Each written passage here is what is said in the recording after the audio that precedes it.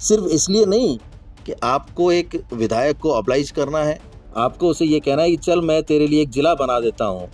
तो मुझे लगता है कि वो बड़ा ही अविवेकपूर्ण निर्णय था, जल्दबाजी में लिए गए निर्णय थे, या जिन लोगों ने सरकार को बचाने में सहयोग दिया है उनको कोई तो लॉलीपॉप पकड़ाया जाए। वो हर बार ये कहते रहे कि आप मांगते मांगते थक जाओगे, मैं देते देते नहीं थकूंगा, लेकिन दे क्या रहे हो ये भी तो सोचो। इतना सब कुछ करने के बावजूद सरकार की वापसी नहीं हो पाई। उन्होंने अपने तमाम हथकंडे अपना लिए, चाहे नए जिलों के निर्माण की बात रही हो या जो भी उस राजनीतिक लाभ के लिए जितने भी प्रयास कर सकते थे तमाम प्रयास किए, लेकिन जनता के दिल को नहीं जीत पाए। और जिस तरह से व्यक्तिगत नाराजगियां थी क्षेत्रों में उन जनप्रतिनिधियों के खिलाफ, वहां आपने टिकट नहीं बदल के जनता को नाराज ही रखा, तो वोट तो जनता ही देती है ना। राजस्थान का मानचित्र एक बार फिर बदलने जा रहा है। वजह आपको पता है। इस पर बातचीत करने के लिए हमारे साथ कांग्रेस के नेता लोकेश शर्मा जी मौजूद है। लोकेश जी, सरकार ने जो पूर्ववर्ती सरकार के नए जिले बनाए थे उस पर कैंची चलाई है, 9 जिले कम किए हैं और 3 संभागों को टाटा बाय बाय। मुझे लगता है इसे कैंची चलाना नहीं कहा जाएगा, ये सही दिशा में उठाया गया कदम है। और जो अनावश्यक जिले थे, मेरा तो ये भी कहना है कि एक डीग और ये जो खैरथल वाला है, इस क्योंकि बहुत छोटे हैं, इनकी आवश्यकता नहीं है, तो इन्हें भी हटाया जाना चाहिए था। तो सही दिशा में सरकार का उठाया गया कदम है, क्योंकि हमारी सरकार के मुख्यमंत्री जी ने चुनावी वर्ष में राजनीतिक फायदा लेने के लिए जिस तरह से रेवड़ियों के रूप में जिलों के निर्माण की घोषणा की।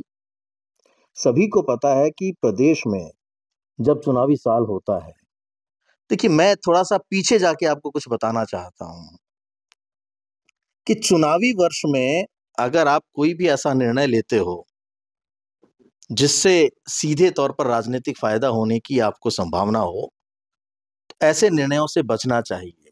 कारण ये, मैं तो ये पूछना चाहता हूं कि हमारे तत्कालीन मुख्यमंत्री जी से आपने प्रेस कॉन्फ्रेंस करके विरोध दर्ज करवाया कि ये नहीं होना चाहिए था। आपकी मंशा प्रदेश के विकास की थी और आपकी सोच ये थी कि आप नए जिलों का निर्माण करना चाहते हैं, तो ये चुनावी वर्ष में ही क्यों किया?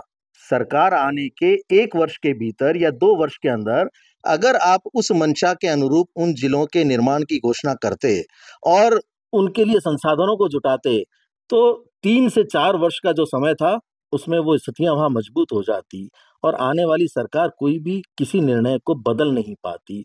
लेकिन आप तो फायदा लेने के लिए, अपने चहेतों को फायदा पहुंचाने के लिए, क्योंकि चुनावी वर्ष है और जिस विधायक ने मांग नहीं की आपसे, उसके बावजूद भी आपने उस एरिया में जिले की घोषणा कर दी।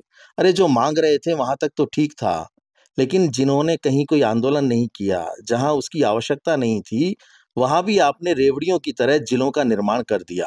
तो मुझे लगता है ये अविवेकपूर्ण निर्णय था, जिसे इस वर्तमान सरकार ने सही दिशा में अपना एक कदम उठाकर वापस दुरुस्त करने का एक अच्छा प्रयास किया है। आपके नेता कह रहे हैं कि दूदू, जो कि डिप्टी सीएम प्रेमचंद बैरवा के इलाके में आता है, उसको हटा दिया, लेकिन भजनलाल शर्मा के एरिया में आने वाला डीग अभी भी बीजेपी सरकार ने नहीं हटाया है।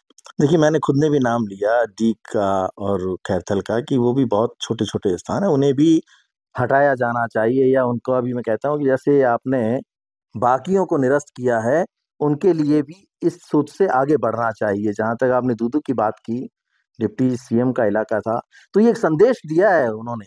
इस सरकार ने एक संदेश दिया है कि हमारे उप मुख्यमंत्री के क्षेत्र में भी जो जिला बना हुआ था, जिसको जिले के रूप में घोषित किया हुआ था, हमने उसको भी निरस्त कर दिया, तो विरोध की तो कोई गुंजाइश ही नहीं बचती।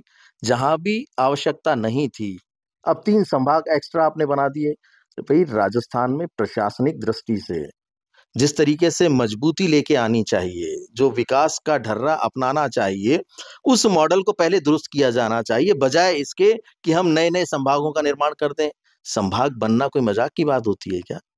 कितने सारे संसाधनों की आवश्यकता होती है, कितना बड़ा इंफ्रास्ट्रक्चर चाहिए होता है, और उसके लिए उस अनुपात में, उस दिशा में सबके सलाह-मशविरे से काम किया जाना चाहिए।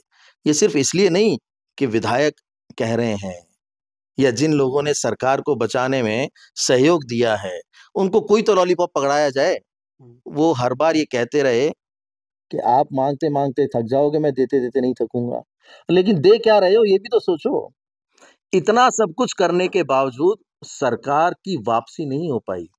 उन्होंने अपने तमाम हथकंडे अपना लिए, चाहे नए जिलों के निर्माण की बात रही हो या जो भी उस राजनीतिक लाभ के लिए जितने भी प्रयास कर सकते थे तमाम प्रयास किए, लेकिन जनता के दिल को नहीं जीत पाए।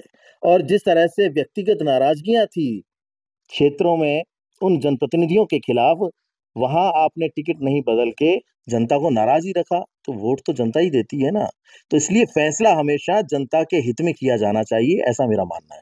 देखिए, आपकी सरकार में ये जिले बने थे और जिस समय जिले बन रहे थे उससे पहले कई लीडर अशोक गहलोत के आसपास मंडराने लगे, अपने इलाकों को नए नए जिले बनाने की बात करने लगे। आपको क्या लगता है कौन कौन से ऐसे लीडर थे जिन्होंने नए जिलों की मांग की थी?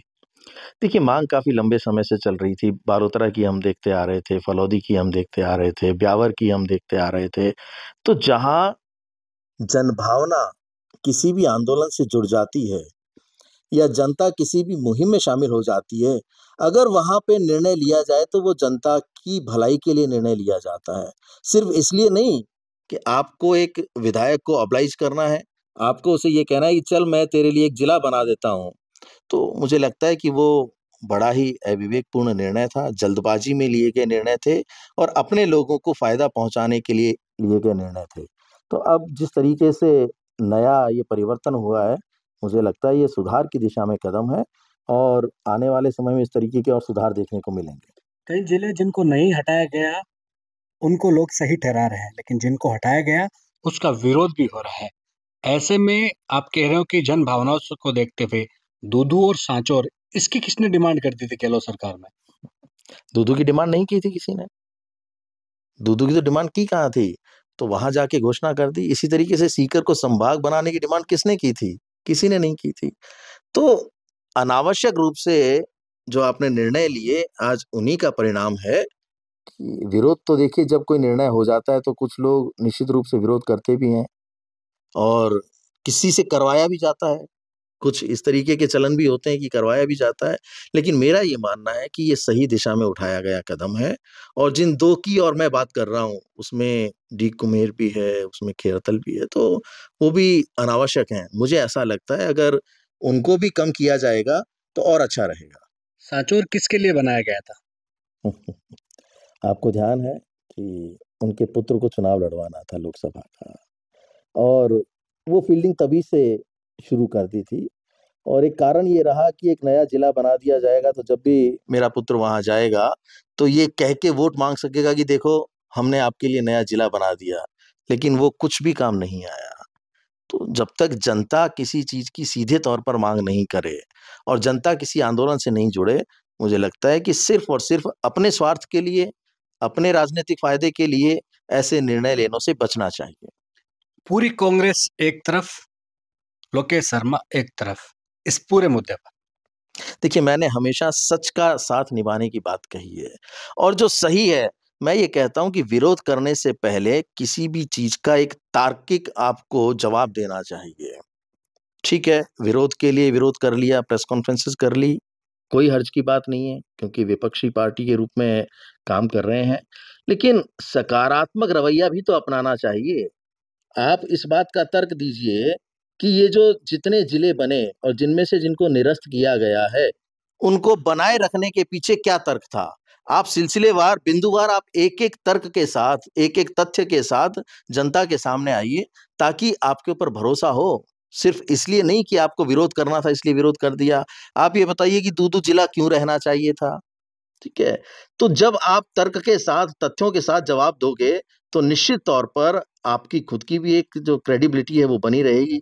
सिर्फ इसलिए नहीं कि राजनीतिक निर्णय है, हमें तो विरोध के लिए विरोध करना है, तो सही तथ्यों के साथ, सही जानकारी के साथ जब आप जनता के बीच में तार्किक रूप से जवाब देंगे, तो निश्चित तौर पर वो बात आगे जाएगी। लेकिन मैंने जो हमेशा काम किया है, मेरा ये मानना है कि सही निर्णय की हमेशा प्रशंसा की जानी चाहिए और सकारात्मक तरीके से उन्हें लिया जाना चाहिए। यही तो स्वस्थ लोकतंत्र की परंपरा है कि अगर कोई अच्छी दिशा में कदम उठाए जाए या सही दिशा में कदम उठाए जाएं तो निश्चित तौर पर उनकी प्रशंसा भी की जानी चाहिए। आपकी सरकार में सब इंस्पेक्टर भर्ती परीक्षा का पेपर लीक हुआ था और उस समय पूरी विपक्ष यानी कि भाजपा विरोध में थी और कह रही थी भर्ती को रद्द किया जाए। सरकार में आ गई, लेकिन अब पूरी भाजपा एक तरफ, किरोड़ीलाल मीणा एक तरफ। किरोड़ीलाल मीणा कह रहे हैं कि मैं आज भी और आगे भी हमेशा भर्ती को रद्द करने की बात करूंगा, लेकिन फिर भी सरकार फैसला नहीं कर पा रही। देखिए, ये जरूरी है कि युवाओं के हित में सही फैसला लिया जाए। जिस भर्ती में अनियमितताओं का पता लगा, जिसमें पेपर लीक का पता लगा और जो सारी चीजें मय सबूत उनके पास हैं, उन्होंने लोगों को अरेस्ट भी किया, कार्रवाई भी हुई। इस एसआई की जो पेपर लीक की जितनी भी प्रक्रिया हुई थी, जिसमें ये पता लगा कि ये लोग दोषी हैं, जो लोग शामिल थे उनको लेकर कार्रवाई भी की गई। बावजूद इसके अगर अभी तक कोई निर्णय नहीं लिया गया तो ये मैं मानता हूँ ये इस दिशा में सरकार की कमजोरी है। सही तरीके से युवाओं के हित में फैसला लिया जाना जरूरी है। जिन युवाओं ने जमकर तैयारी की और जो लोग इसको लेकर उम्मीद लगाए बैठे थे कि ये भर्ती की परीक्षा जिससे कि रद्द करने की बात खुद कर रही है भारतीय जनता पार्टी, अगर सरकार में आएगी तो ये निर्णय अवश्य लेगी।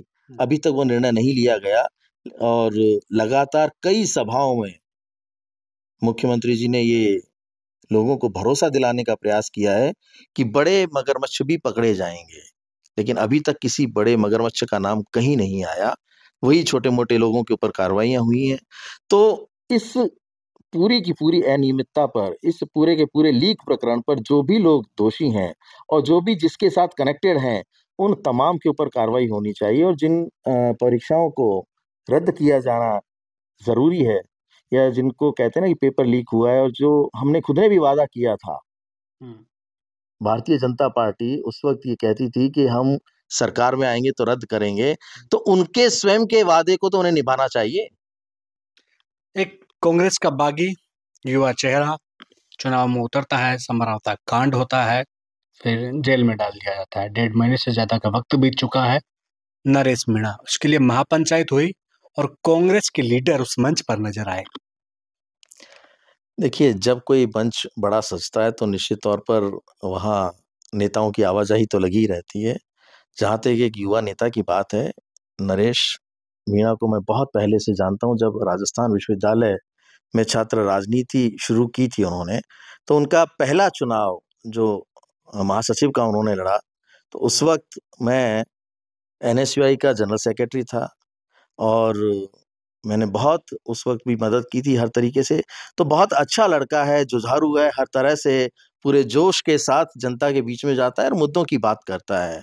तो निश्चित तौर पर अगर महापंचायत वहाँ हुई, तो एक युवा के साथ खड़े रहने की सबको ज़रूरत है। आने वाले भविष्य में जब तक युवाओं को संबल नहीं मिलेगा, युवाओं को आगे नहीं लाया जाएगा, तो प्रदेश में राजनीति का स्तर उस तरह नहीं बढ़ पाएगा जिस रूप में हम सब सोचना चाहते हैं या जिसे हम जिस तरीके से आगे ले जाना चाहते हैं। तो निश्चित तौर पर एक युवा नौजवान साथी को हर तरह से सहयोग मिलना चाहिए। देखिए, राजनीति में कौन क्या कर रहा है, इससे ज़्यादा आवश्यक ये होता है कि जनता का समर्थन किसके साथ है, जनता किस तरह से उन्हें अपना नेता मानने के लिए आतुर है, जनता किस तरह से उन्हें अपने साथ आगे बढ़ाने के लिए तैयार है। तो जिस जनता के दम पर लोग चुनाव जीतते हैं और जिस जनभावना के अनुरूप ही राज्यों में सरकारें बनती हैं, मुझे लगता है कि आने वाले समय में ऐसे युवा चेहरों को, ऐसे नौजवान साथियों को निश्चित तौर पर आगे बढ़ाए जाने की आवश्यकता है। युवा चेहरे नरेश मीणा के लिए समर्थन किया और खास तौर पर समर्थन भाजपा सरकार के उस फैसले का भी किया है जो कि जिलों में उन्होंने कटौती की थी। उन्होंने कहा कि सिर्फ पूर्ववर्ती सरकार ने राजनीतिक महत्वाकांक्षा के लिए जिले बांटे गए थे, रेवड़ियां बांटी थी, जो कि अब भाजपा सरकार ने जब कटौती की है तो उसके फैसले का स्वागत करना चाहिए, ना कि विरोध। कैमरा सहयोगी मनोज के साथ विशाल शर्मा, जयपुर, राजस्थान तक।